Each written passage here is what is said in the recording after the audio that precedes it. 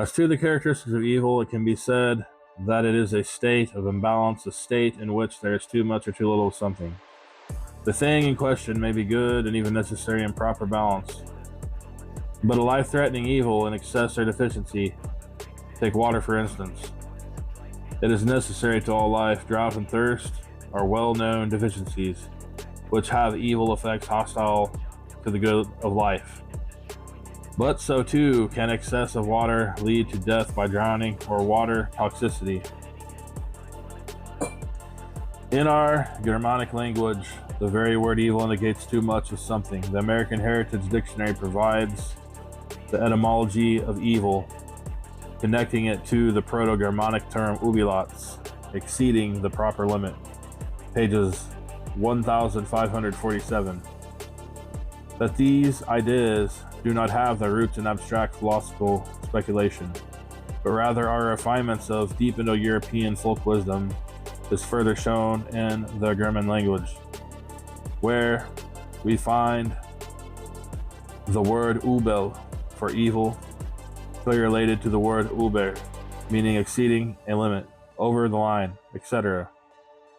While there we also have two words for bad, which refer to deficiency, schlimm and schlecht, related to English words slim and slight.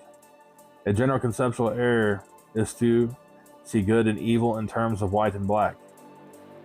In fact, both of these colors are extremes, either an excess or deficiency of either pigment or light. The good is truly symbolized as a kaleidoscope of colors and light forms, with each color or place on the electromagnetic spectrum having its specific use or utility. From a magical perspective, white reflects all and shields from all. Black absorbs all and assimilates all. The symbolism of an even distribution of pure black and pure white is a powerful Muslim statement.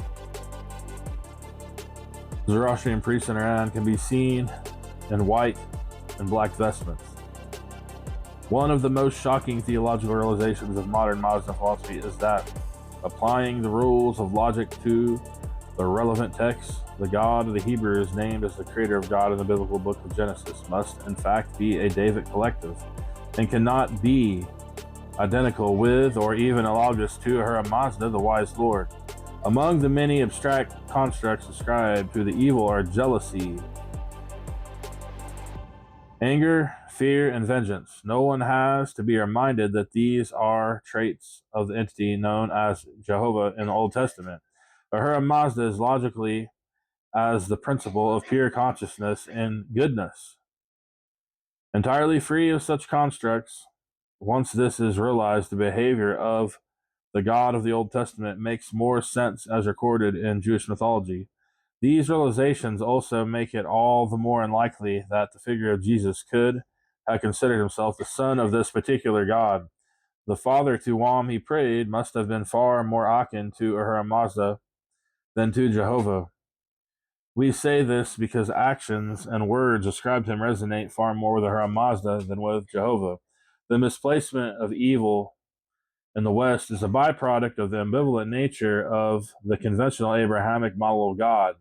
This, coupled with a view of mankind that blames us for our condition, which is not all that encouraging in an effort to change things for the better in the world, by placing the blame for evil squarely on its true origin and seeing both God and man as equal recipients of the deleterious effects, we get a more realistic view of our task and our proper alliances. We need to be told and know the truth before we can be expected to fight it effectively. It is philosophically disturbing when we see people throwing around the term evil to characterize their opponents or individuals or groups with which they disagree. This is a game usually reserved for the monotheistic followers of Jehovah or Allah. Although many a so-called pagan often find it difficult to refrain from such thought patterns. That which is evil is not to identify. It is characterized by excess and or deficiency and manifests the opposite of the incontestably good things, e.g., wisdom, reason, strength, security, wealth, and health. Anything which manifests the opposite of these and other purely good things, especially, is an extreme way of denying vitality to them or flooding them with contrary patterns or substances can logically be called evil. The ethical problem is that evil cannot be opposed by more evil, not in the reasonable expectation of solving the problem. In order to aid in the solution, man needs three things: freedom, responsibility, and education.